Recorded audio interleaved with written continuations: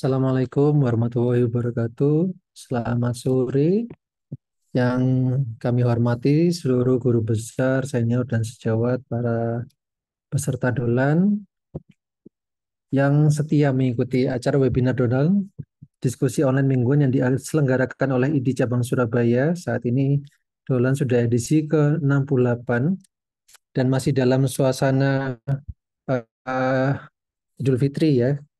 Masih suasana Syawal, kita kemarin dolan sempat istirahat selama 2 minggu karena cuti bersama Idul Fitri.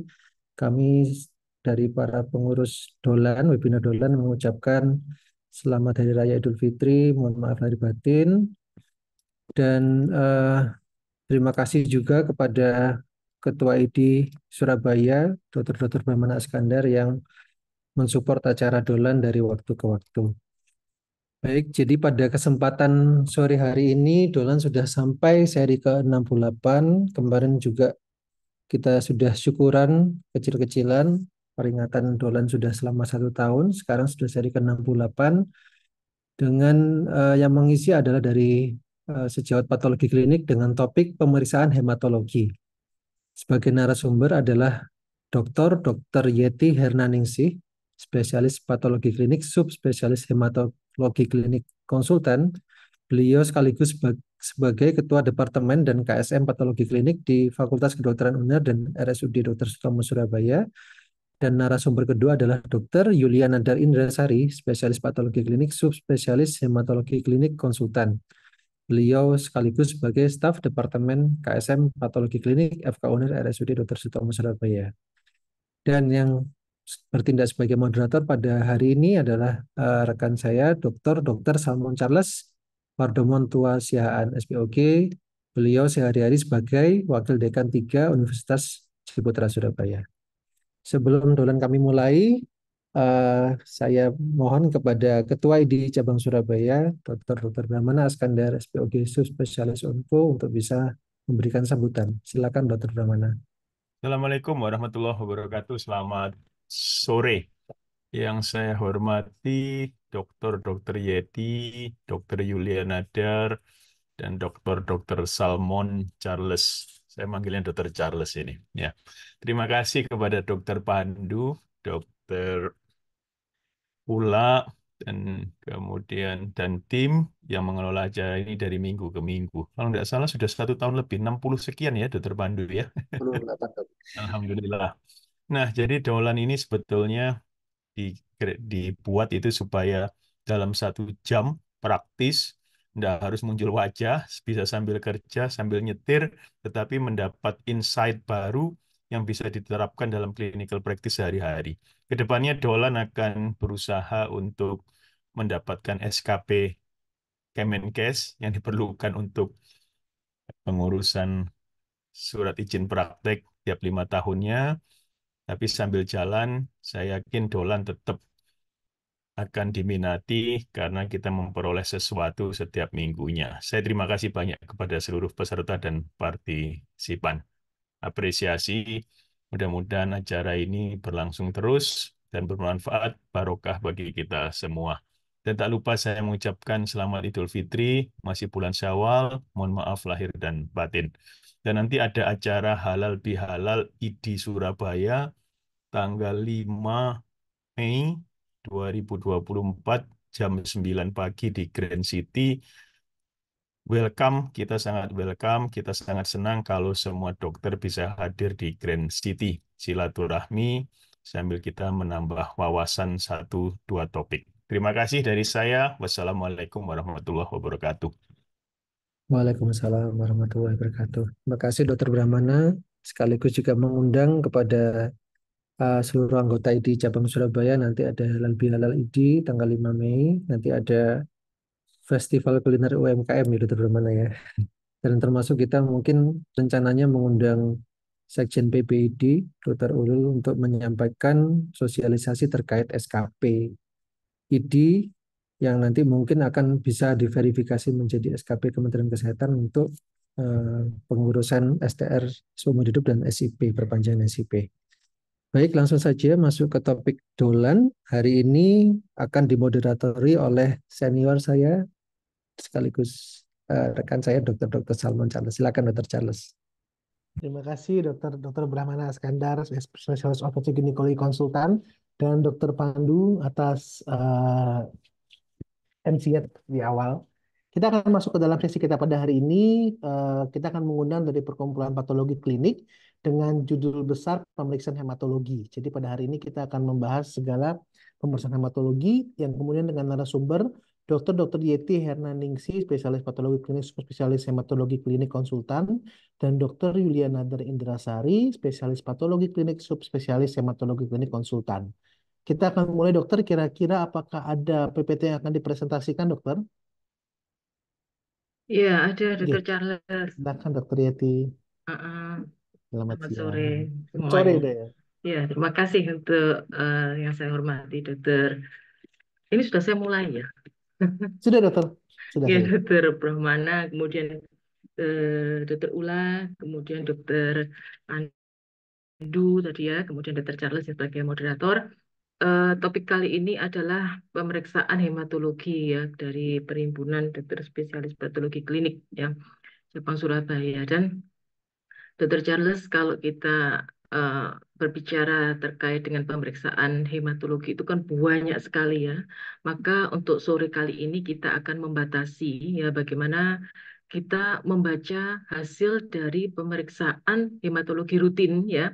Kemudian nanti akan dilanjutkan oleh Dokter Yulia itu akan menyampaikan atau memaparkan terkait dengan talasemia yang menjadi screening talasemia yang menjadi program pemerintah ya. Jadi ini saya awali dulu ada 2 PPT mungkin dari saya ya. Jadi saya mulai saya share screen dulu ya. Silakan dokter.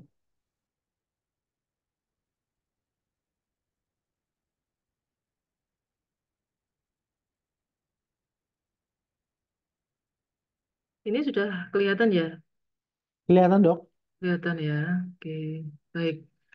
Ya, kita Ini slide terakhir, mohon mulai. maaf dok.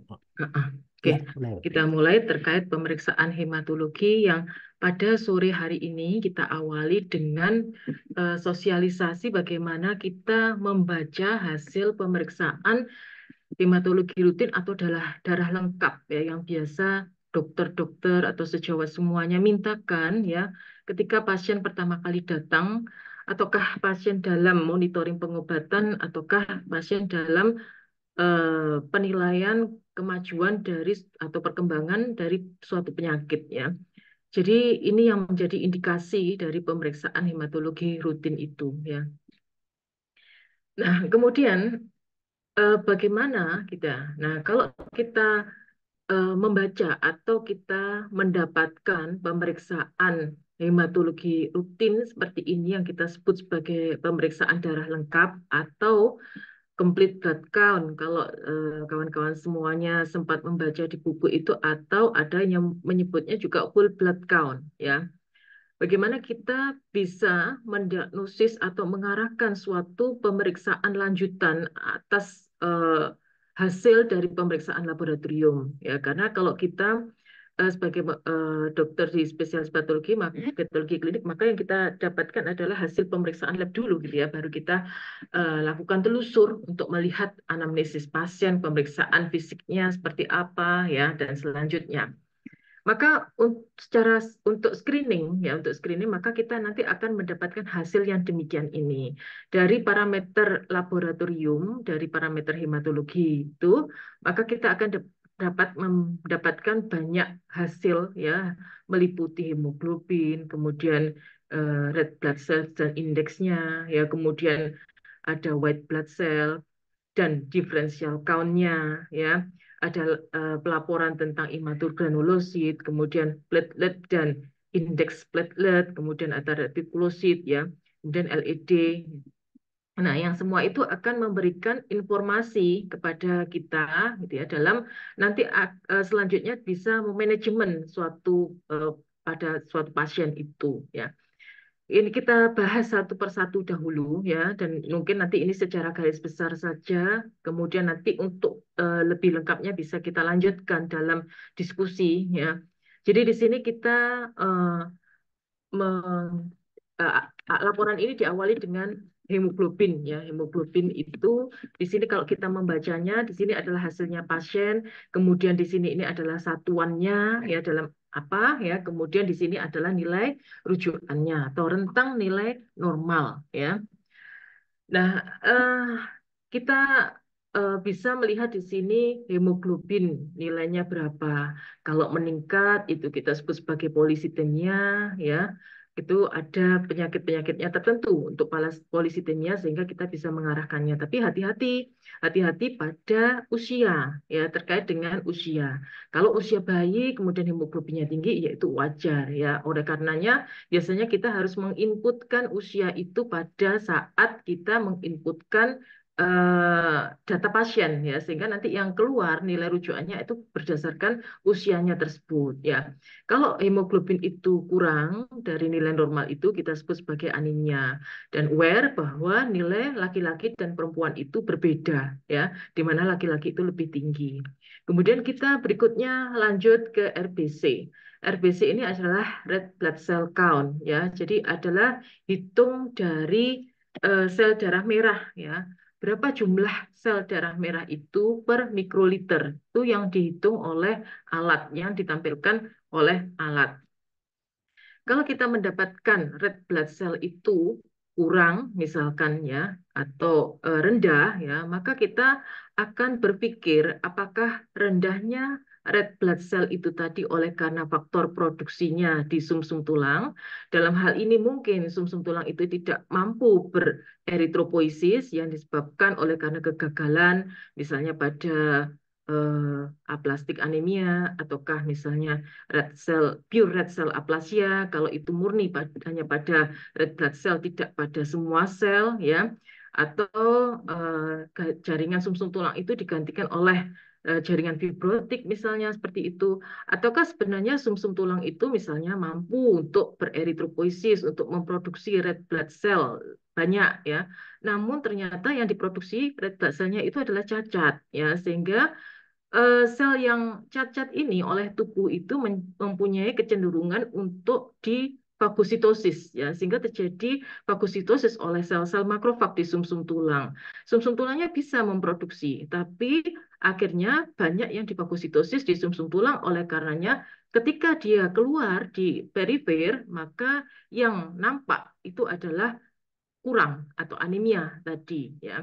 Ataukah mungkin sumsum tulang itu baik-baik saja dalam memproduksi, distribusinya juga baik ya. Namun setelah di perifer, kalau saya katakan perifer itu berarti di sirkulasi ya, di sistem sirkulasi kita sudah keluar dari sumsum tulang, itu ternyata ada antibodi ya, antibodi yang apa namanya, terhadap yang attack terhadap sel darah merah itu ya, seperti contohnya pada autoimun ya, hemolitik anemia, nah seperti itu ya.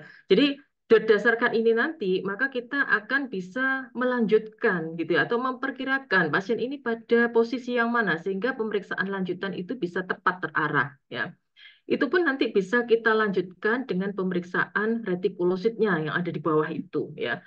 Retikulosit itu yang menandakan sel eritrosit yang masih muda. Nah, kalau eh, tubuh itu dalam keadaan anemia, maka sumsum tulang itu bila masih berfungsi normal, maka dia dapat mengkompensasi kebutuhan red blood cell atau sel darah merah itu dengan cara memproduksinya lebih banyak. Produksi yang lebih banyak itu nanti otomatis juga Pak sel-sel red blood cell yang masih muda yang kita sebut sebagai retikulosit itu akan dikeluarkan ya, akan dikeluarkan ke sirkulasi atau ke perifer dalam jumlah yang banyak pula. Nah, oleh karenanya kalau ada orang anemia, ada pasien anemia, kemudian ditandai dengan retikulosit yang tinggi, itu kita bisa memperkirakan atau memprediksi bahwa sumsum tulangnya itu masih baik ya. Tapi kalau sudah anemia, tapi retikulositnya pun rendah, maka kita bisa memperkirakan sumsum tulang itu bagaimana ya. Sumsum tulang itu mungkin sudah tidak bisa memproduksi sel darah merah, sehingga ini yang merupakan indikasi dari dilanjutkannya untuk pemeriksaan aspirasi sumsum tulang atau biopsi sumsum tulang ya. Kemudian berikutnya adalah hematokrit ya. Hematokrit itu merupakan eh, sedimentasi dari eritrositnya. Jadi ketika sel darah seperti yang ada di kanan ini, ya, yang ada di kanan ini, kalau kita punya sel darah utuh, kita ambil darah pasien dari vena itu, kemudian kita letakkan di dalam tabung, kemudian kita sentrifugasi, maka nanti akan sel-sel itu akan mampat ke bawah, ya. Dan urutannya adalah yang merah ini adalah sel darah merah, kemudian yang atasnya ini diisi oleh leukosit dan trombosit. Warnanya nanti akan putih, ya. Kemudian berikutnya di atas ini adalah yang kita sebut sebagai plasma, yang isinya di situ ada glukosa. Kalau kita periksa glukosa, protein, ya, elektrolit dan seterusnya dan sebagainya, ya. Yang kita sebut sebagai hematokrit itu, ya, yang itu dinyatakan biasanya dalam %, ya, karena memang didapatkan dari berapa sih tingginya kolom sel darah merah itu setelah disentrifugasi, dimampatkan itu dibandingkan dengan keseluruhan, ya, keseluruhan dari volume darah tadi, ya.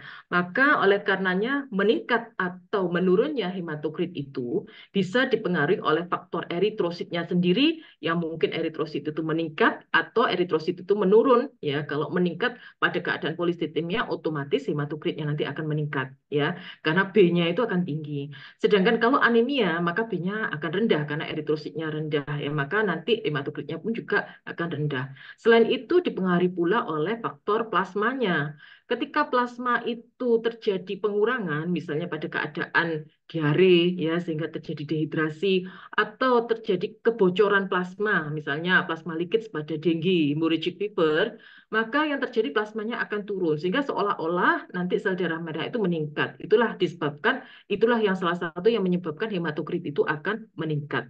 Hematokrit itu disebut juga sebagai platelet, PCV, packed cell volume, ya, packed cell volume PCV. Kemudian ini MCV, MCH, MCHC ini yang merupakan kita sebut sebagai indeks eritrosit, ya, indeks eritrosit. Nah, MCV itu merupakan rata volume dari eritrosit, ya. Satu eritrosit itu rata-rata volumenya berapa, ya, volume, ya, oleh karena satuannya dia femtoliter.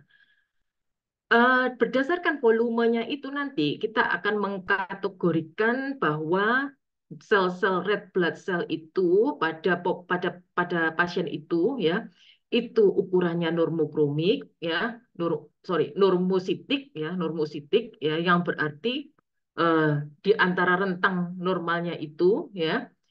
Kemudian yang kita nanti akan bisa bandingkan, normalnya seberapa itu akan bisa kita bandingkan nanti, ya, dengan ukuran inti limfosit kecil, ya. Kemudian ada mikrositik, ya, mikrositik, kemudian juga ada kalau itu nilainya di bawah rentang, kemudian ada makrositik, ya, makrositik yang itu bila nilainya di atas rentang, ya, yang berarti. Nah, nanti kita bisa mengkategorikan gitu, ya. Kalau dia misalnya pasien itu anemia, kemudian ternyata anemianya itu MCV-nya itu atau volume eritrositnya itu masih dalam rentang normal, kira-kira penyakitnya apa, ya. Kalau itu anemianya itu dengan MCV yang kecil-kecil atau mikrositik, kira-kira apa? Misalnya iron defisiensi anemia ataukah dia talasemia, ya. Kalau normal tadi misalnya anemia pada penyakit kronik, ya, pada malignansi dan seterusnya. Kalau dia makrositik, misalnya pada anemia defisiensi B12, kemudian anemia defisiensi folat, ya, seperti itu. Jadi berdasarkan volumenya, nanti kita bisa mengarahkan pasien ini kira-kira kemana arahnya dan pemeriksaan apa yang tepat untuk sebagai pemeriksaan lanjutan. Kemudian berikutnya adalah MCH, ya, mean corpuscular hemoglobin. Kalau tadi volume, MCH ini adalah rata hemoglobin konsentrasi, ya. Jadi massa hemoglobin pada satu eritrosit, ya. Massa hemoglobin tadi berapa pada satu eritrosit dalam satuan, karena massa berarti satuannya adalah pikogram, ya. Kalau yang MCHC ini adalah konsentrasi atau kadar, ya. Berapa rata kadar hemoglobin itu pada satu eritrosit, satuannya dalam gram per desiliter, ya. MCH atau MCHC ini akan menunjukkan kalau dia ada rentang normal, kita sebutnya sebagai normokromik ya. Kalau dia pada di bawahnya itu maka kita sebut sebagai hipokromik ya. Apa saja nanti yang bisa apa namanya eh, menjadi apa disease atau penyakit apa saja yang dia misalkan anemia tetapi MCV-nya masih normal, kemudian MCH-nya masih normal pula, yaitu kita sebut sebagai anemia normokromik ya, normositik, atau kalau dia MCV-nya rendah, MCHC-nya rendah, kita sebut sebagai anemia hipokromik mikrositik yang tadi ya. Nah, kemudian setelah MCV, MCH, kemudian MCHC nih ya, maka ada lagi parameter yaitu RDW ya, red cell distribution width ya. RDW itu menunjukkan variasi dari ukuran eritrosit. Besar kecilnya eritrosit bervariasikah atau homogenkah? Nah, itu bisa kita buktikan atau kita lihat dengan pemeriksaan evaluasi hapusan darah tepi. Ya, nanti kita bisa melihat di situ. Kalau nilainya itu tinggi, sebenarnya RDW ini bisa dalam bentuk SD ataupun CV, hanya saja satuannya yang berbeda, ya, satuannya yang berbeda. CV itu turunan dari SD seperti perhitungan statistik itu. Kalau dia tinggi, menunjukkan variasinya besar, ya, berarti ukurannya adalah besar kecil, ya, besar kecil atau normal kecil atau normal besar, ya. Yang penting ada anisositosis, ya, sehingga kita nanti dari sini kita bisa melihat bagaimana interpretasi dari hemoglobin, ya, kemudian interpretasi dari red blood cells dan indeksnya tadi.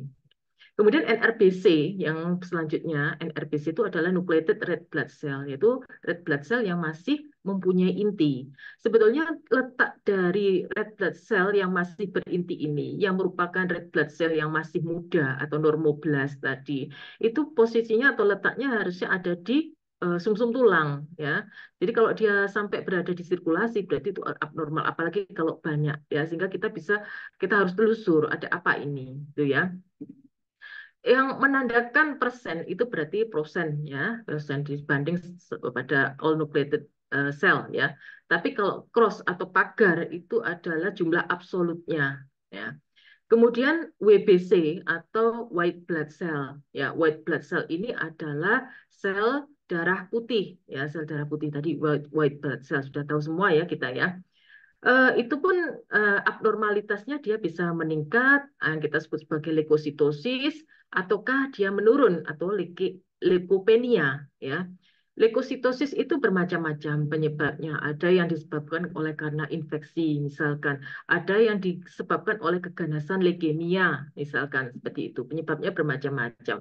Hanya kita harus tahu dominasi kalau dia leukositosis itu dominasinya pada sel apa, ya. Nah, itu di bawahnya ada deep count-nya namanya ya, ada eosinofil, ada basofil, ada neutrofil, ada limfosit, monosit, ada prosennya juga ya. Berapa jumlah sel-sel tersebut dibandingkan keseluruhan WBC tadi ya. Ada juga jumlah absolutnya yang dinyatakan dalam cross atau pagar di bawahnya itu. Nah, dominasi apa gitu ya yang menyebabkan misalnya leukosit itu adalah leukositosis misalnya, apa yang mendominasi eosinofil kah gitu ya. Oh, kalau eosinofil mungkin pasien ini ada alergi atau ada infeksi parasit ya, atau mungkin kronik eosinofilik leukemia ya. Kemudian ada juga ataukah basofil yang mendominasi, ataukah neutrofilnya yang mendominasi, kita sebut sebagai neutrofilia ya, yang biasa didapatkan pada infeksi bakteri, apalagi infeksi yang berat, dan itu nanti akan bisa kita ditunjang dengan adanya morfologi yang abnormal dari neutrofil, misalnya ada granula toksik, vakuolisasi sitoplasma, yang itu bisa kita lihat dari pemeriksaan hapusan darah tepi. Oleh karenanya kalau ada abnormalitas yang kita dapatkan dari hasil complete blood count ini, maka seyogyanya kita ditindaklanjuti dengan permintaan pemeriksaan hapusan darah tepi ya. Apa yang kita lihat di white blood cell itu ya, atau kita lihat di neutrofil itu ya, yang diperiksa itu adalah granulosit misalnya ya. Maka granulositnya itu adalah granulosit yang ada di sirkulasi ya. Granulosit yang ada di sirkulasi. Granulosit yang ada di sirkulasi itu bisa naik dan bisa turun ya oleh karena distribusi saja.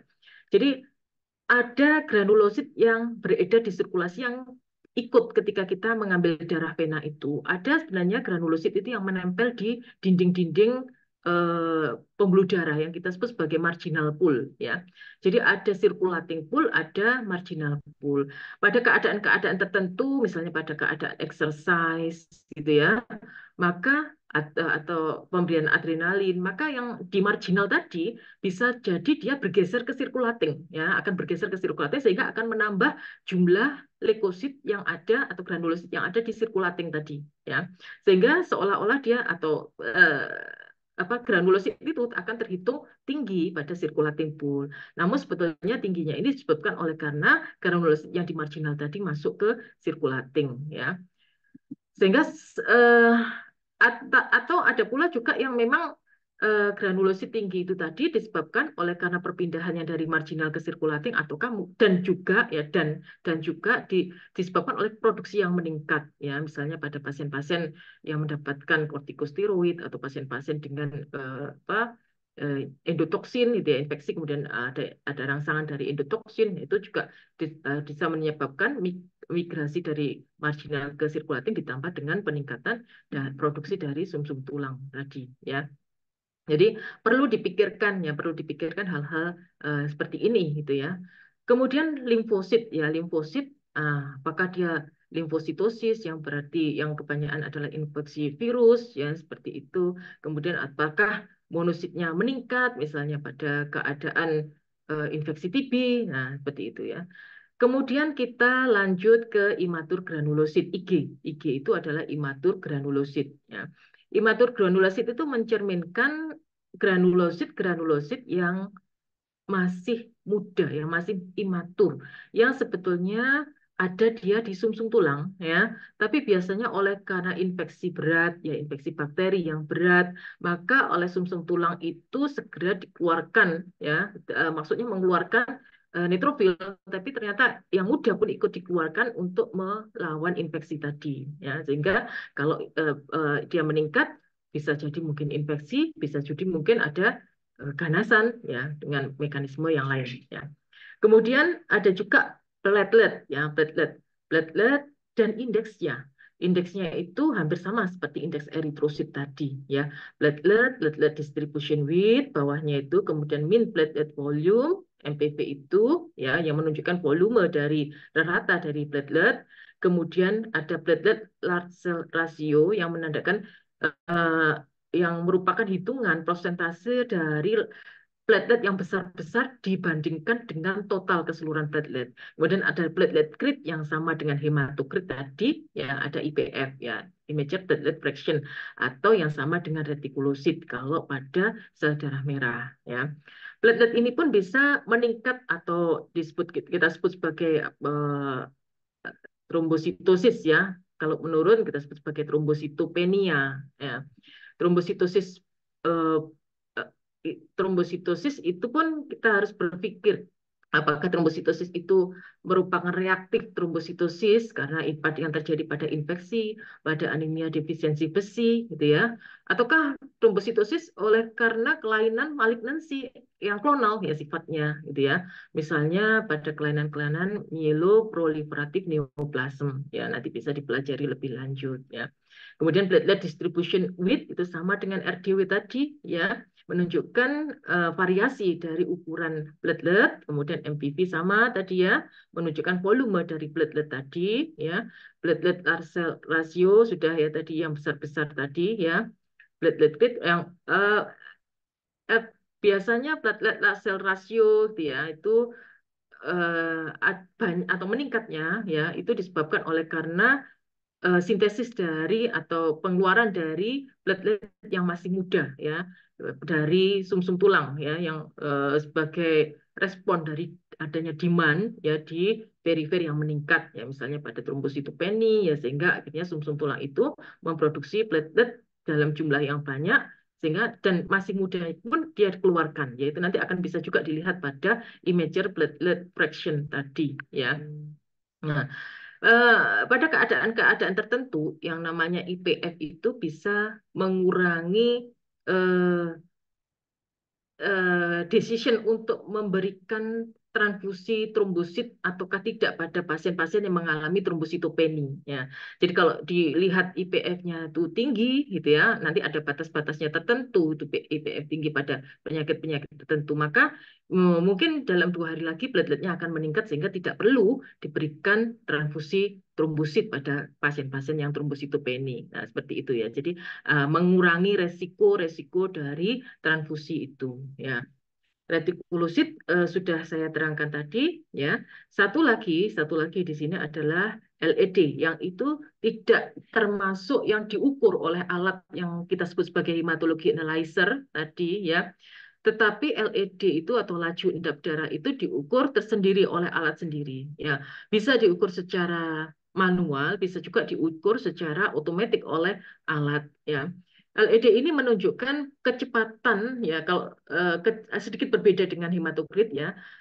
Ini adalah kecepatan eritrosit itu mengendap dalam plasmanya dan diukur dalam waktu 1 jam. Oleh karena dia kecepatan, maka satuannya nanti adalah milimeter per jam ya. Jadi pada eh, laju endap darah ya, kecepatan eritrosit dalam plasmanya, maka faktor eritrosit, faktor plasma pun itu ikut berpengaruh ya. Misalnya kalau eritrosit yang rendah jumlahnya, yang anemi tadi ya, kita ibaratkan seperti kendaraan ya, seperti kendaraan yang melaju di jalan raya. Kalau kendaraan itu sedikit, maka lajunya akan lebih cepat ya. Demikian juga dengan anemia, pasien anemia yang mana eritrositnya berkurang dibandingkan dengan normal, maka dia akan bisa melaju lebih cepat sehingga LED-nya itu meningkat ya pada pasien anemia. Itu salah satu penyebab eritrosit yang disebabkan oleh eritrosit. Demikian juga ya bila eh, posisi apa namanya bentuk-bentuk dari eritrosit itu tidak bermacam-macam ya, maka eritrosit itu akan lebih mudah untuk membentuk yang kita sebut sebagai rulo, yaitu dia akan menumpuk eritrosit satu dengan yang lainnya itu saling bertumpuan untuk sebelum dia turun ke bawah ya, sebelum dia turun ke bawah. Kalau ini tidak pakai sentrifugasi seperti halnya hematokrit tadi, hanya saja dibiarkan saja plasma itu eritrosit dibiarkan sehingga dia turun ke bawah dengan sendirinya. Sebelum turun itu ada 3 fase, fase pembentukan rulo, fase sedimentasi cepat dan fase sedimentasi lambat. Di saat fase pembentukan rulo, kalau bentukannya bermacam-macam itu misalnya bentuk eritrosit itu ada yang bentuk sel tetesan air mata atau bentuk sel target dan bentuk macam-macam lah, sehingga dia susah untuk menyusun dirinya membentuk tumpuan tadi seperti koin yang tertumpuk itu ya, sehingga susah untuk turun ya. Demikian juga kalau faktor plasmanya, maka diketahui bahwa faktor plasma itu yang terutama adalah fibrinogin dan globulin yang akan ikut atau turut mempercepat lajunya eritrosit itu mengendap ya, karena dan fibrinogin dan globulin itu diketahui akan meningkat pada pasien-pasien yang mengalami infeksi ya, sebagai respon tubuh untuk melawan infeksi tadi akan dirilis atau dihasilkan imunoglobulin gitu ya. Fibrinogin juga ya sebagai protein yang disintesis tinggi pada saat infeksi. Nah, keduanya itu akan memperlemah atau memperkecil ya daya saling tolak dari eritrosit. Jadi eritrosit itu punya muatan negatif ya pada permukaannya yang disebabkan oleh sialic acid pada permukaan eritrosit. Adanya fibrinogin dan globulin ini, maka dia akan menurunkan gaya tarik saling tolak dari eritrosit sehingga dia akan mudah berdekatan dan membentuk yang rulo tadi, tumbuhan tadi, sehingga dia akan mudah berjalan ke bawah, turun ke bawah sehingga akan mempercepat LED. Oleh karena itulah pada infeksi itu maka LED itu meningkat, pada anemia LED meningkat. Jadi dari satu kertas ini ya, kalau kita dapatkan hasil maka kita bisa menginterpretasikan ya secara holistik ya, sehingga kita akan bisa meneruskan gitu ya pemeriksaan apa yang akan kita lanjutkan ya berdasarkan kelainan-kelainan ini. Itu yang pengantar dari saya, Dokter Charles. Silakan dilanjutkan. Terima kasih Dokter Yeti, jelas sekali. Mungkin Dokter Yulia ada tambahan dok sebelum kita masuk ke sesi tanya jawab. Tidak hanya Dokter Charles. Bisa Tidak ada. dilanjutkan dok. Lanjutkan, guys. Terima kasih, dokter. Dokter, mohon maaf kalau nanti kalau ada pertanyaan dari peserta webinar agak keluar dari hematologi, dokter. Tapi kita bahas dulu yang hematologi dari dokter Fredrik, dokter. Yang pertama, saat kita sebagai klinisi kadang kita menemukan hasil hematologi tidak match dengan diagnosa atau klinis pasien. Bagaimanakah cara kita mencegah agar hal ini, bagaimanakah kita mencegah agar hal ini dikarenakan faktor kalibrasi alat atau faktor cara pengambilan atau ditekan-tekan? Oh, maksudnya mungkin kok eh, dari gambaran klinis dengan hasil hematologi kok tidak match, dokter? Iya. Ya, berarti ini langsung pertanyaan untuk saya ya. Oke, Eh, monggo dokter. Nanti nggak, mungkin kita dokter, dokter ganti-gantian, Sari dokter ya. nggak anu? Dari Hah? dokter Diati baru ke dokter Yudian gitu. Oke, Ya. baik. Ya, bisa. Oke.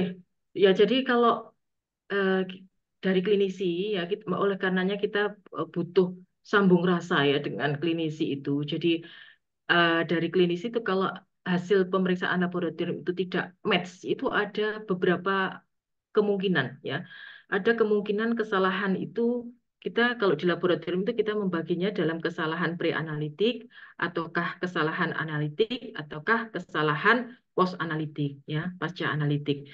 Untuk kesalahan yang pre-analitik kalau itu pas untuk kesemuanya ini pre-analitik, analitik dan analitikal pasca analitik kalau pasien itu datang ke laboratorium ya atau misalnya kita jemput bola ke pasien di ruangan kalau di rumah sakit, maka itu semua adalah tanggung jawab dari laboratorium ya, jadi tanggung jawab dari laboratorium. Sehingga kita harus pastikan bahwa pasien itu betul yang diambil satu ya. Kita harus cocokkan namanya ya, nomor rekam mediknya, tanggal lahirnya. Kemudian selain itu juga kita eh, prosedur pengambilannya pun harus betul ya, prosedur pengambilannya itu harus betul ya, diusahakan clean puncture ya.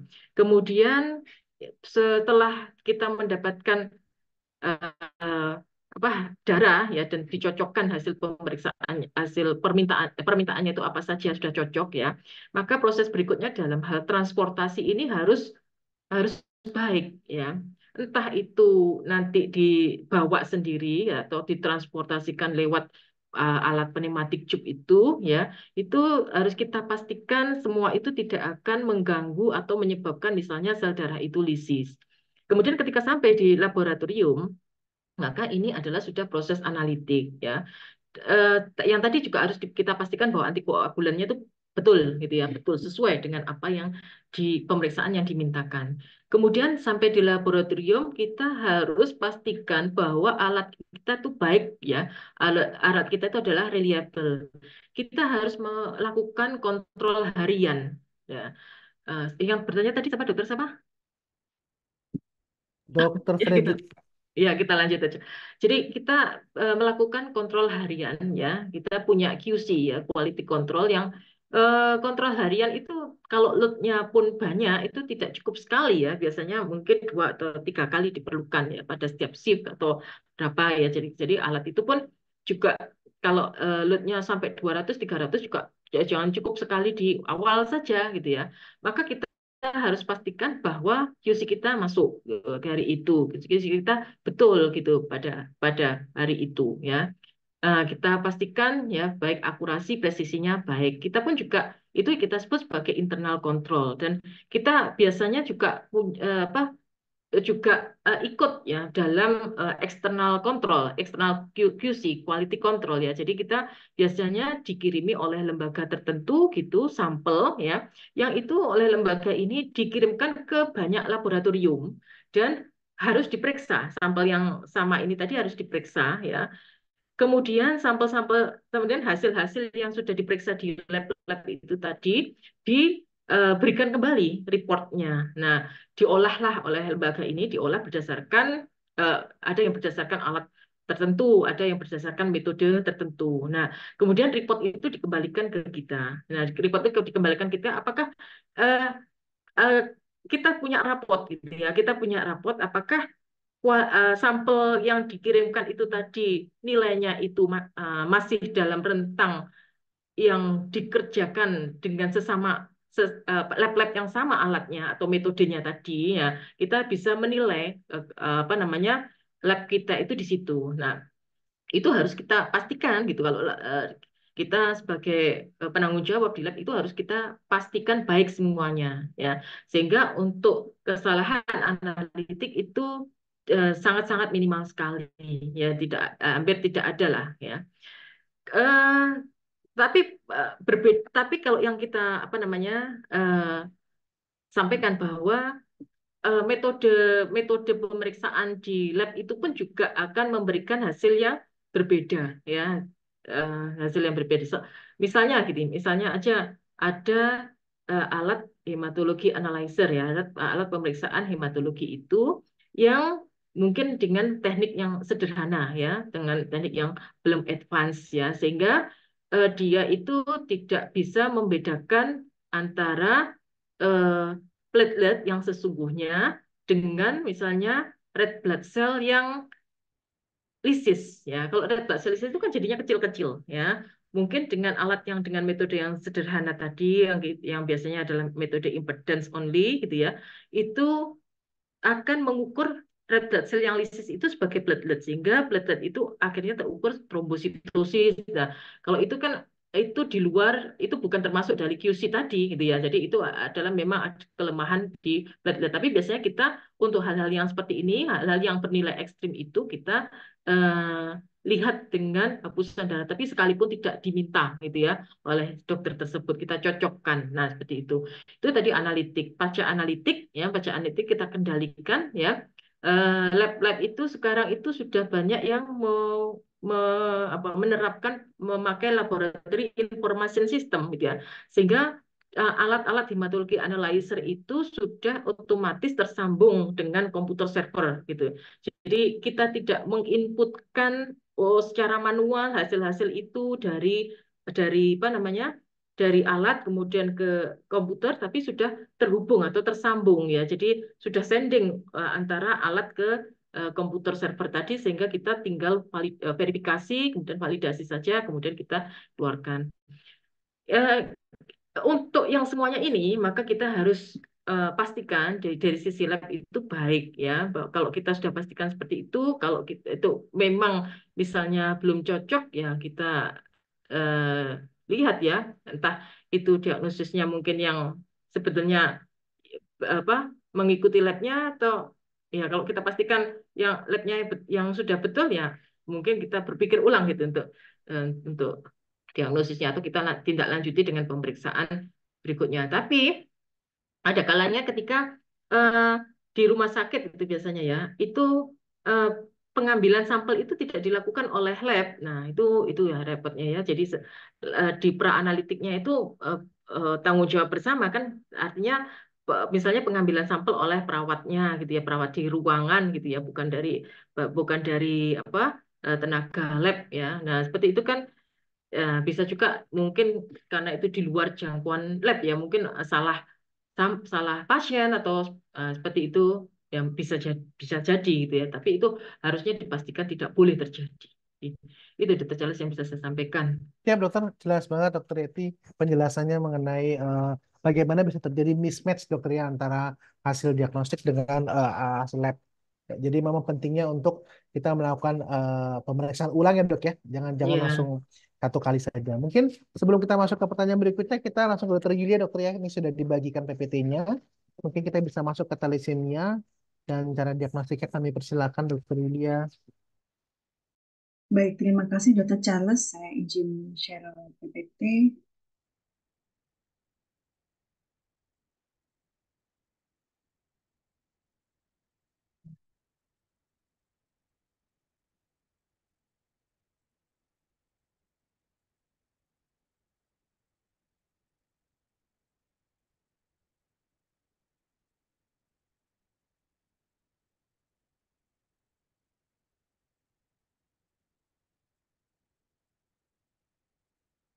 Baik, sudah terlihat ya dok? Assalamualaikum warahmatullahi wabarakatuh. Selamat sore. Hari ini saya menyampaikan sedikit saja, sekitar 11-12 slide mengenai pemeriksaan laboratorium thalassemia di fasilitas kesehatan rujukan. Jadi sesuai dengan Permenkes Republik Indonesia nomor 21 tahun 2020 bahwa sebetulnya ada renstra dari Kementerian Kesehatan bahwa tahun 2020 sampai 2024 ini ada screening thalassemia. Jadi Direktorat P2 PTML, jadi Direktorat Pencegahan dan Pengendalian Penyakit Tidak Menular ini memberikan pedoman ya dok ya. Alasannya memang karena semakin tingginya penderita thalassemia di Indonesia, dan Indonesia ini masuk dalam sabuk thalassemia, sehingga diperlukan pedoman penanggulangan untuk mengedepankan upaya pencegahan dan pengendalian. Jadi di sini ada di Resraya dengan target penyelesaiannya tahun 2023 hingga 2024. Berikut untuk buku panduan yang bisa dibaca dan bisa di-download untuk para dokter sekalian. Nah, jadi sedikit saya menjelaskan dok mengapa penting untuk screening thalassemia. Jadi ini gambar untuk peralihan ya rantai globin saat kehamilan dan pasca kelahiran. Jadi kalau kita lihat di sini komposisi hemoglobin itu berbeda dok antara masa prenatal atau pada masa kehamilan dan masa pasca kelahiran atau postnatal. Di sini perubahan HB itu mencerminkan perubahan di dalam aktivasi dan inaktivasi di switching ya, peralihan dari gen globin mulai dari zeta ya ke gen alpha pada kromosom 16 dan dari epsilon ke gen beta, gamma maupun delta pada kromosom 11. Ya. Gen zeta dan epsilon ini normalnya muncul selama 3 bulan pertama di masa kehamilan ya dok pada perkembangan embrio. Kemudian kedua rantai ini bersama dengan rantai alfa dan gamma itu merupakan komponen dari hemoglobin yang embrionik. Ya. Jadi saat lahir nanti pasca lahir ini ya dok, itu HbF itu merupakan Hb yang dominan. Jadi dominan ya, yang HbF ini terdiri dari alfa 2 dan gamma 2. Nah, pada masa dewasa normal, maka dominasi Hb-nya ini adalah Hba, yaitu terdiri dari alfa 2, beta 2, dan Hba2, itu alfa 2, delta 2. Ya.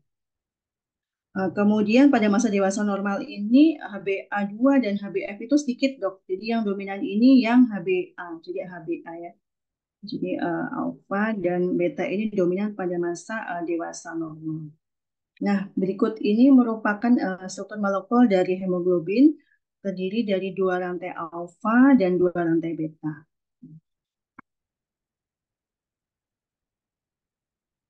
Jadi hemoglobinopati atau kelainan genetik hemoglobin ini terdiri dari 2, dok, dibagi 2, yaitu sindrom thalassemia. Sebagaimana kita ketahui ada thalassemia alfa, ini defek sintesis rantai alfa, dan thalassemia beta, ini defek sintesis rantai beta. Kemudian ada yang namanya kelainan struktur hemoglobin varian, ini ada HBS, HBE, HBC, dan lain-lain. Untuk Asia Tenggara ini, predominan ini adalah HBE dan hemoglobin konstan spring. Nah, berikut ini tabel hemoglobin yang normal dan hemoglobin varian pada masa lahir maupun pada masa dewasa. Jadi kalau pada masa dewasa ini normalnya ini ya dok, ada HbA kadarnya 97%, HbA2 ini 2,5%, ada literatur yang mengatakan kurang dari 3,5%, dan HbF ini kurang dari 1%. Kalau ini pada kondisi kelainan HbH dan HbP. Jadi pemeriksaan deteksi dini thalassemia di fasilitas kesehatan tingkat pertama ini intinya kita lihat dari darah lengkap hasil CBC-nya dok yang sudah diterangkan oleh Dr. Yati tadi. Kita lihat baik itu RBC-nya, kemudian hemoglobinnya, kemudian kita lihat hematokritnya, dan yang tak kalah penting ini adalah indeks eritrositnya dok, ada MCV, MCA, dan MCHC. Cut-off-nya kalau MCV kurang dari 80 femtoliter dan MCH kurang dari 27 pikogram, maka kita curiga anemia hipokromik mikrositik ya, tentunya disertai dengan penurunan hemoglobin, maka kita mengatakan ini screening untuk thalassemia-nya bisa positif ya dok ya. Dan nanti akan diperlukan pemeriksaan lanjutan, yaitu morfologi darah tepi dan elektroforesis hemoglobin. Nah, berikut ini laporan dok yang biasanya untuk program ini sudah kita kerjakan. Jadi masih yang di awal ini yang ring 1, jadi yang keluarga penderita thalassemia. Seperti ini dok, nanti laporan yang dilakukan oleh di Vaskes tingkat pertama. Kemudian diisi dok indeks eritrositnya ya dok ya, HB, MCV, dan MCH.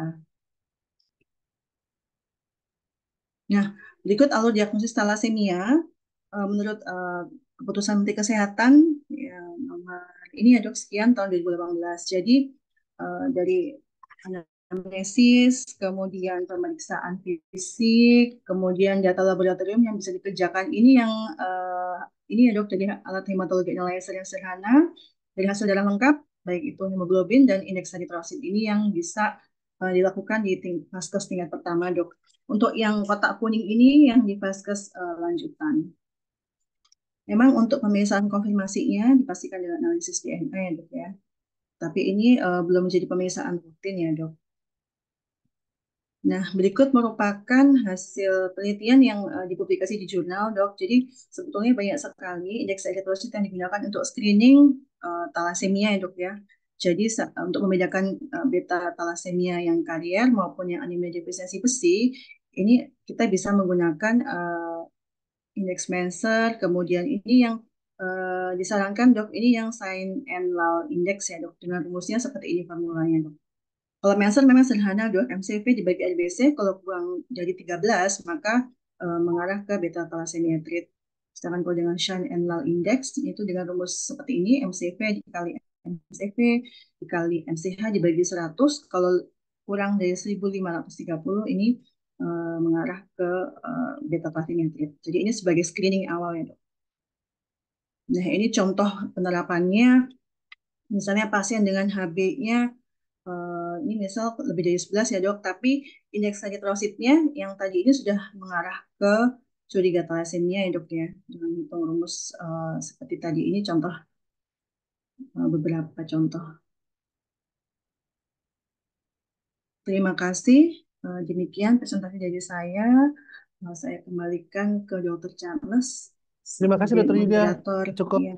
cukup jelas mengenai penerapan thalassemia. Kita kembali lagi ke tanya jawabnya dok. Mungkin yang kedua ini bisa ditanyakan ke dokter Yulia. Tapi yang thalassemia belum ada pertanyaan mungkin karena baru presentasi ya dok. Mungkin adakah perbedaan hasil antara waktu pengambilan darah yaitu saat pagi, siang atau malam dengan hasil hematologi pasien dok? Mungkin dokter Yuda bisa bantu menjawab dok.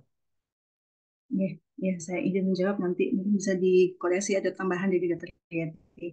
Jadi seingat saya kalau untuk hasil hematologi baik waktu pagi, siang atau malam itu tidak ada perbedaan ya dok ya. Jadi eh, kecuali kalau pada kondisi tertentu dok, misalnya pada olahragawan setelah aktivitas berat itu mungkin ada peningkatan leukosit dok, tapi masih dalam rentang normal. Demikian mungkin ada tambahan mungkin dari dokter Yeti koreksinya. Mungkin dokter Yati bisa menambahkan dok, apakah ada perbedaan dok? Ya, sudah betul jawabannya Dr. Julia, Dr. Charles. Ya, terima kasih dok. Mungkin kita yang ketiga dok ya. Ini dari teman-teman di lapangan dok. Pada saat kita praktek di tempat sangat terpencil seperti puskesmas Rawat, nah mungkin bukan di Surabaya, mungkin kalau Surabaya kan sudah mempunyai alatnya sendiri dok ya setiap puskesmas ya. Di mana tidak ada pemeriksaan hematologi khusus, berapa lama sampel hematologi itu harus langsung diperiksa di rumah sakit rujukan. Maksudnya setelah diambil di puskesmas, kita mau kirim ke rumah sakit rujukan itu dok, tahannya berapa lama ya dok? Mungkin dokter Yati dulu dok. Ya, kalau ini Dr. apa yang tadi bertanya ya. Sebetulnya itu sekarang itu di puskesmas puskesmas sudah di dropping alat hematologi analyzer itu oleh Kemenkes itu. Hanya saja mungkin yang sederhana. Kalau yang sederhana mungkin memang tidak bisa menampilkan parameter seperti parameter yang saya tunjukkan tadi. Nah, tidak selengkap itu memang. Jadi parameter-parameternya itu HB ada, biasanya RBC ada, kemudian indeksnya ada, kemudian WBC ada. Cuman WBC itu di alat yang sederhana itu tidak bisa membedakan hingga eosinofil, basofil, dan monosit ya. Jadi ketiganya itu masuk dalam mixed cell ya MXD. Jadi di alat itu hanya bisa menampilkan limfosit ya, kemudian mixed cell tadi, kemudian neutrofil ya. Jadi kemudian platelet, platelet dan indeksnya ada.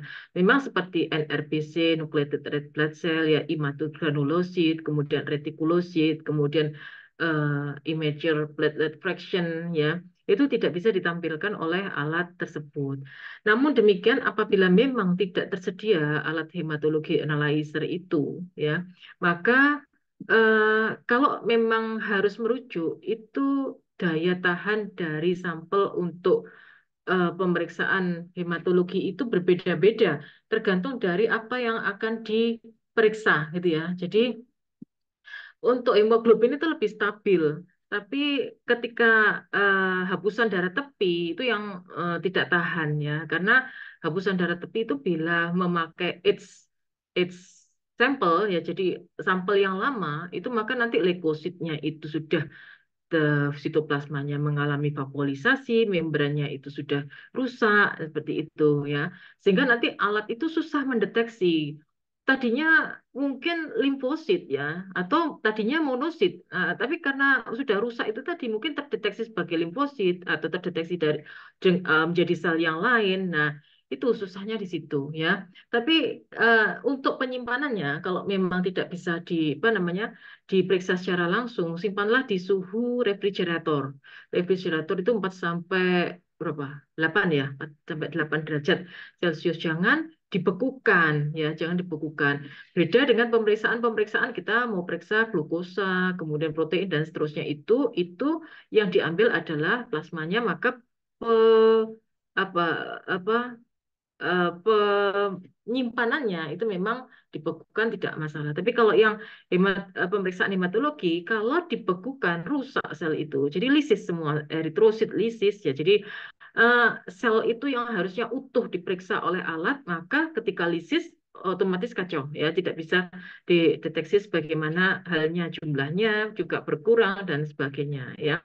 Tapi kalau mau aman semuanya, jadi eh, Dipkon itu Dipkon itu ada yang eh, kalau dari penelitian itu dalam 24 jam itu leukosit belum berubah ya dan pada suhu refrigerator tadi. Tapi yang paling tidak tahan itu hapusan darah tepi. Kalau memungkinkan, kirimlah kurang dari 2 jam itu sampai di tempat rujukan ya. Kalau itu pemeriksaannya, kalau mungkin kalau tidak ada hapusan darah tepinya ya dalam 24 jam itu harus sampai di tempat rujukan. Siap, terima kasih Dokter Yeti, cukup jelas. Nah, berikutnya ada pertanyaan masuk dok, untuk Dokter Yulia, dari Dokter Frederick Brilian. Dokter Yulia izin bertanya, ini pertanyaannya bagus sekali ya, saya juga sebenarnya nggak ngerti ini ya. Untuk kita sebagai klinisi, cut off mana yang lebih baik kita pakai, indeks Metzer, senilai, sisatva, atau Epstein-Barr bar? Yang kedua, nah ini pertanyaan untuk saya mungkin dok ya. Apakah pada ibu hamil saat janin awal trimester 1 bisa diperiksa ke arah thalassemia awal dari amnion bayi atau genetik bayi? Mungkin lebih ke arah pemeriksaan ya dok. Pemeriksaan dini untuk apa misalnya orang tuanya salah satunya thalassemia dok, kita tahu kan bahwa thalassemia kan genetik karier dok ya, jadi maksudnya bisakah kita ngecek dari anion bukan dari darah ibunya? Terima kasih dok. Ya, terima kasih atas jelas. Saya izin menjawab yang pertanyaan pertama ya dok ya. Nanti pertanyaan yang kedua mungkin dibantu Dokter Yeti dan Dokter Charles. Untuk yang indeks itu dok, jadi dari penelitian yang disarankan ini yang lebih ke sign and null ya dok, karena ada penelitian dari Prof. Ani Melati Maskun kalau ya, setelah itu dengan shine and null itu dengan dikonfirmasi dengan pemeriksaan molekuler ya, itu memang ini yang paling baik sensitivitas maupun spesifisitasnya yang paling tinggi dok, di antara indeks Menser dan yang lainnya itu tadi. Demikian Sesuai Dokter dengan yang Charles. PPT tadi dok ya, di PPT tadi kan Oke, jelas dokter udah jelaskan banget. Saya juga oke. baru tahu cara menghitung tadi dok yang dari dokter kasih sekarang. Biasanya kalau kita terima MCV, MCH, MCHC itu cuma untuk kategorikan ini normokrom, Iya, hipokrom. Saya tahunya itu dok. Makanya iya, tadi dokter Yeti jelas sekali menjelaskannya bahwa semuanya itu ada artinya dok ya. Terus kalau kita kan betul. terima kalau klinisi cek HB, HCT, leuko, trombo dan itulah yang mungkin saya juga sebagai dosen menjelaskan ke mahasiswa penting 4 itu. Padahal yang dokter Yeti tadi ini saya catat semua nih, bagus banget dok. Terima kasih untuk infonya bahwa setiap setiap poin tuh ada penjelasannya dok ya. Kembali ke dokter Yulia dok. Yang tadi dok, yang untuk ibu hamil dok, apakah bisa pemeriksaan kita lakukan pakai Iya, trimester 1 pakai anion dok? iya. Kalau untuk itu, eh, ngapunten saya belum ada pengalaman ya dok. Apakah bisa dari amnion atau apa yang berarti in utero ya dok ya? Ini saya belum ada pengalaman. Mungkin dokter Yeti ada pengalaman ya dok. Saya belum pernah soalnya.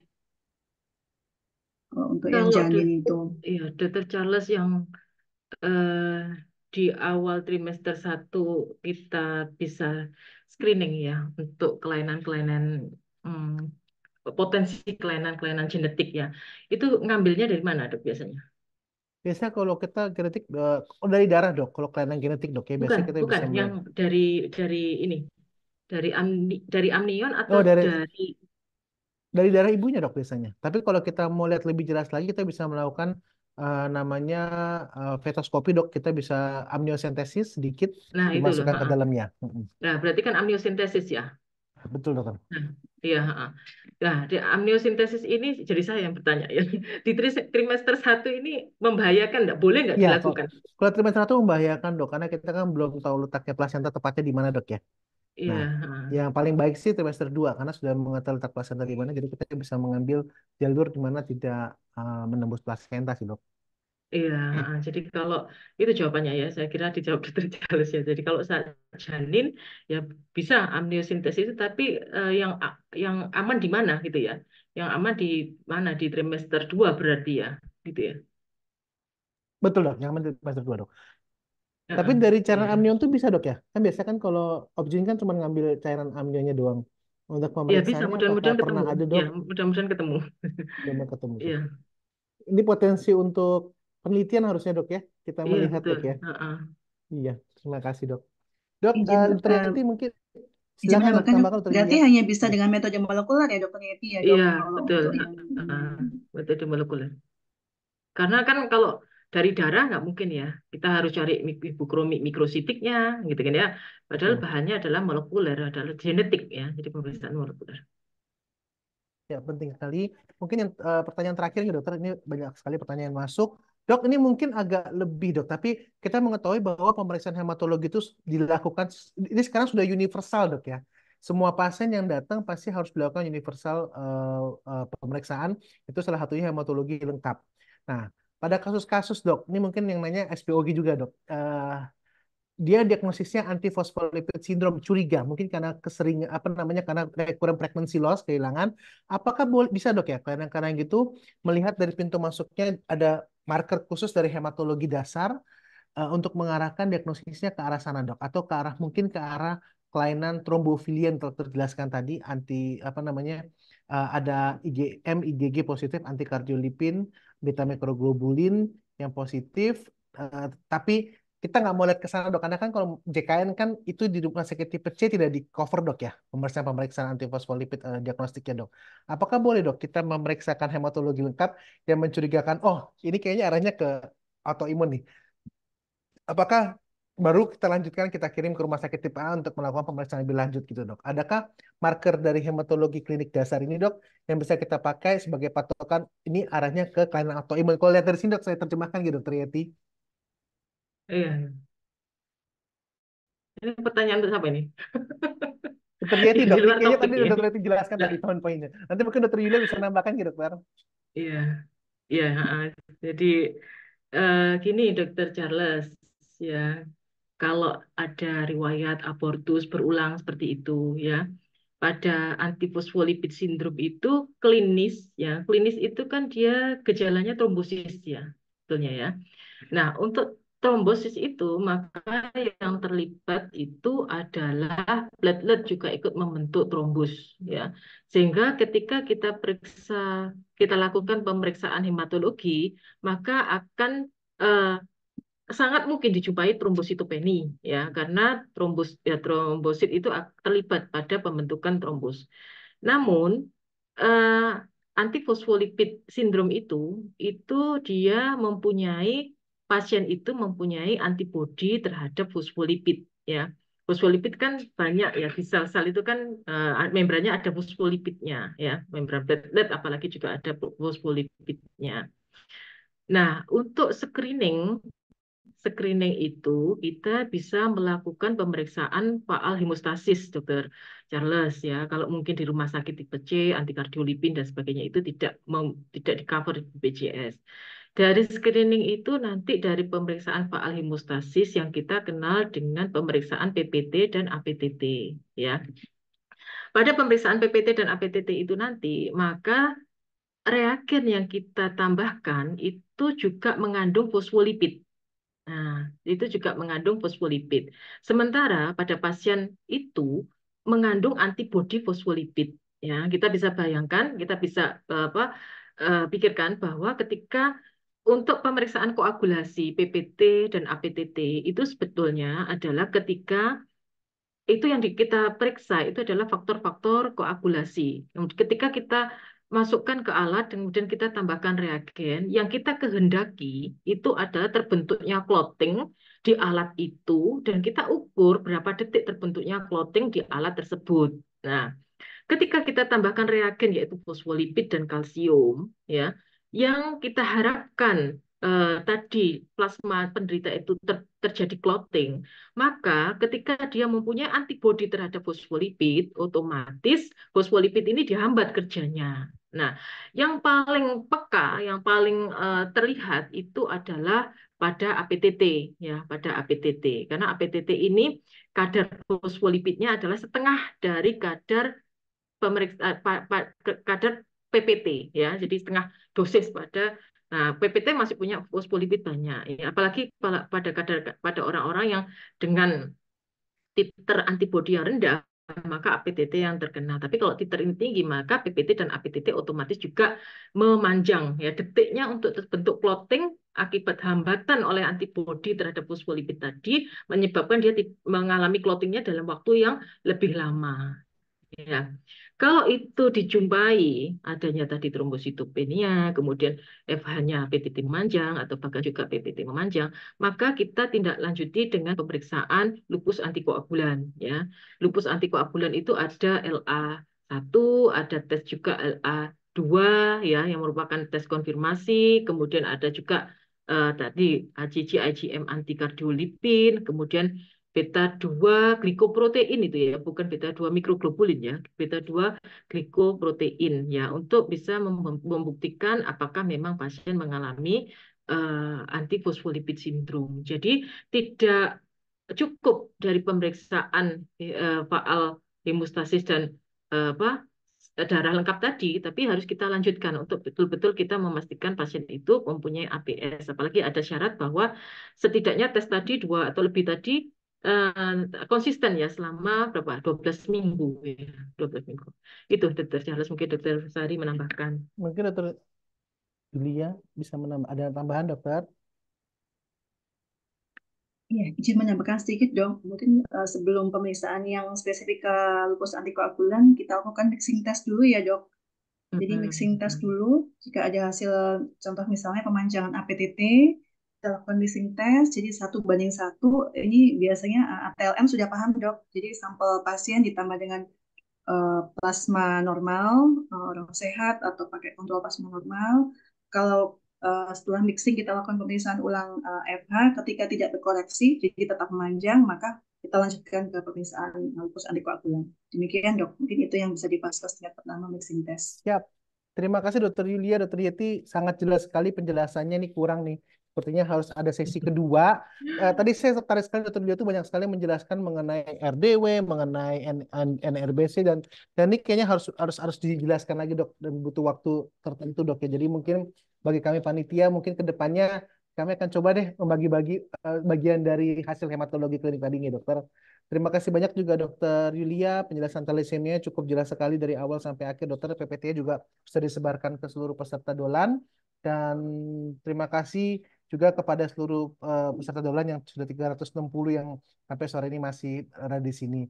Dokter Yeti, Boleh Dokter menambahkan Yulia, sedikit sebelum boleh itu silakan Dokter makanya. Kalau Charles. ada penambahan dokter sebagai closing Iya, statement, dokter silakan satu dok. lagi yang terkait QC, yang eksternal QC itu tadi, selain kita eksternal QC itu dikelola oleh lembaga dalam negeri ya, di laboratorium itu juga ada yang internasional ya, jadi dikelola oleh lembaga internasional ya, jadi kita pun juga mengirimkan gitu ya, di lab-lab besar itu biasanya mengirimkan juga apply juga untuk turut sebagai anggota untuk dilakukan, untuk dikirimi sampel untuk internal QC itu, sehingga kita bisa melihat posisi lab kita gitu ya di antara negara-negara sesama user alat gitu. Jadi kita tahu di situ bagus apa enggak gitu hasilnya raport kita gitu. Dokter Sari Siap. mungkin menambahkan. Terima kasih Dokter Yulia, ada tambahan dok untuk closing statement? Sudah dok, terima kasih. Siap. Terima kasih sekali lagi Dr. Yeti, Dr. Yulia. Ini merupakan penghujung dari acara webinar kita hari ini. Kami kembalikan ke host kita hari ini, Dr. Pandu Hanindita SPOG, untuk selanjutnya. Kami persilakan, Dokter. Ya, terima kasih Dr. Charles. Alhamdulillah sudah selesai sesi dolan hari ini mengenai hematologi klinis. Mungkin banyak, saya sama seperti Dr. Charles, banyak juga hal-hal yang ternyata belum kita ketahui dan dapat insight-insight baru seperti tadi yang disampaikan Dr. Pramana. Tujuannya dolan nggak lama-lama, nggak ribet, 1 jam, mudah-mudahan bisa dapat suatu insight-insight baru. Terima kasih kepada kedua narasumber, Dr. Yulia dan Dr. Yeti, serta kan saya Dr. Charles telah memoderasi acara dengan sangat baik. Dan tidak lupa juga terima kasih sebesar-besarnya kepada seluruh partisipan dolan yang setia dari minggu ke minggu, dan sampai jumpa pada dolan berikutnya minggu depan setiap hari Senin jam 15 sampai jam 16 waktu Indonesia Barat. Terima kasih, saya sebagai host undur diri. Assalamualaikum warahmatullahi wabarakatuh. Selamat sore. Terima kasih Waalaikumsalam. Dr. Pandu, Dr. Yulia, Dr. Yeti.